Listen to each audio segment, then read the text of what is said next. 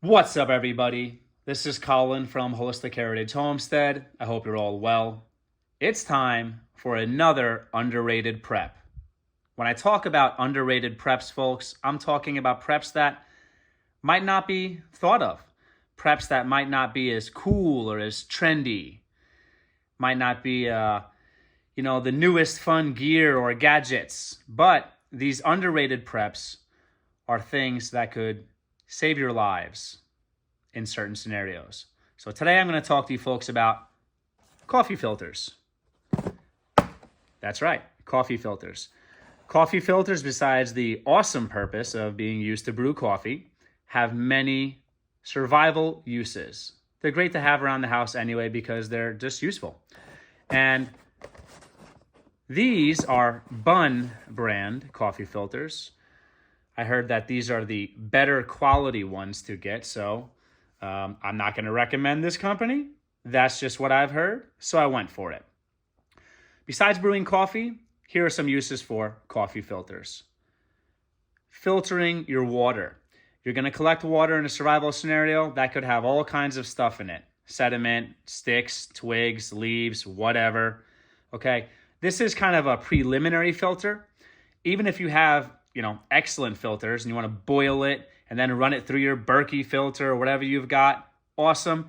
You're going to want to pre-filter it through something like this to get the excess stuff, the large stuff out of the water first. That's also going to, give you longer life on your filters, your water filters. So water filtration, super, super important, folks. There's levels to that. And, you want to make sure you're preserving your filters as long as possible. And you do that by running it through these filters first, okay? These are also good to use as kind of makeshift bandages if necessary. You can cut these up, you could shape them to use as bandages. Not the best, but they do help, they do work. They could be used as paper. One thing people might not think about in a survival scenario is leaving notes behind or leaving messages for people. It really depends on the scenario, but if you're in a rural or urban or suburban place, no matter where you are, communication is important. And sometimes it might go back to, depending on the scenario, it might go back to old-fashioned pen and paper. So this works well with just a regular pen. I would not recommend like Sharpies or anything like that. This could also be used for toilet paper substitute.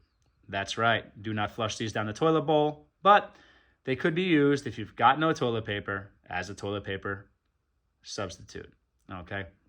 So another awesome use for these is fire starter. And pretty much anything that burns will be helpful when it comes to fire starters. But what's really, really cool about these is that these you could soak them in grease or some type of fat, okay? And then it's a really, really good fire starter. So if you know anything about survival, about prepping, besides, the awesome value of having fats, oils, whether it's animal fats or plant-based oils, being calorically dense, they're really good for fuel. They're really good for burning. So soak one of these in some oil and some grease, and you've got an excellent fire starter. Another use, you could use this as a cold or a hot compress. Depending on the survival scenario, you might not have access to ice, but some cold water on your head in a hot summer day, depending on where you are, that could be very, very helpful, okay? Another use, you could use these to flavor things, if you're making tea, you're going to want to, if you folks have checked out my previous videos, I talk about food fatigue, and I'd actually talk about food fatigue in one of my recent videos showing our food pantry prepper haul. Check out that video, by the way. I talk about food fatigue. And another way you can prevent food fatigue, that means eating the same stuff over and over again, and you can keep your appetite, really going, is to add flavor. You could add all kinds of stuff to this. Lemon peels, orange peels, different seasonings, different spices. You could add it to your water. You could add it to your soups, add it to your stews, whatever. But having that opportunity to add flavor can really be a big morale booster when you're, in a survival scenario, and the little things do help out, folks. The little things really do help out. And, obviously that means making teas. You know, for you folks that are really knowledgeable when it comes to foraging, and slash, or you folks who are knowledgeable when it comes to gardening and you know what you can make teas out of, this is excellent. Excellent. You could also use this, let's say you are, you know, doing what I recommend, you know, one of the best ways to, maybe not the most flavorful way to eat, but one of the best ways to cook in a survival scenario is to just boil your food to keep all the nutrition, all the nutrients in your water, in the container, so you're not losing anything like cooking over an open fire, which might be more delicious, but not the best way to cook in a survival scenario. So you can take these filters and you can kind of, you know, filter out your broth, filter out whatever.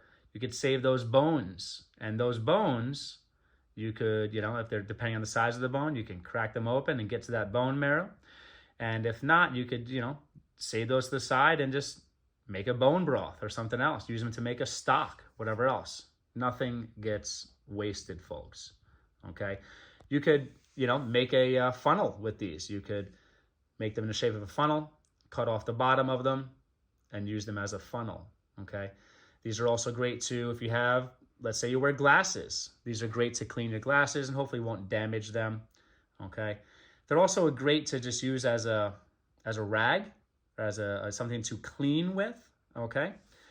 There's so many uses, really. You know, I love hearing different uses from different people for different preps, because I think it really just shows the creativity that people have, and I'm always impressed with that. So let me know in the comments below if you folks have coffee filters in your preps.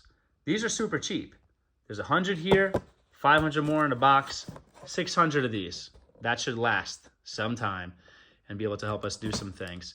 And highly recommend it. Wasn't a lot of money. I don't remember what I paid for it last year. I believe I checked on Amazon recently or just before, and it was like 13 bucks for 600 of these things. So that's pretty cool. These are the 8 to 12 cup filters, which are kind of large, which I think is really great. And yeah, highly recommend it, folks.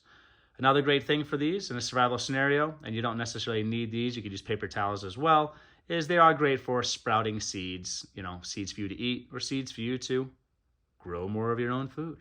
All right. Hope you folks are all well. Let me know in the comments below if you've thought about these, if you've got these. If not, let me know if you're going to pick up some filters, because folks, things happen and we don't know when they're going to happen. It's always good to be prepared, have things, and not need them, then need them and not have them. Take care.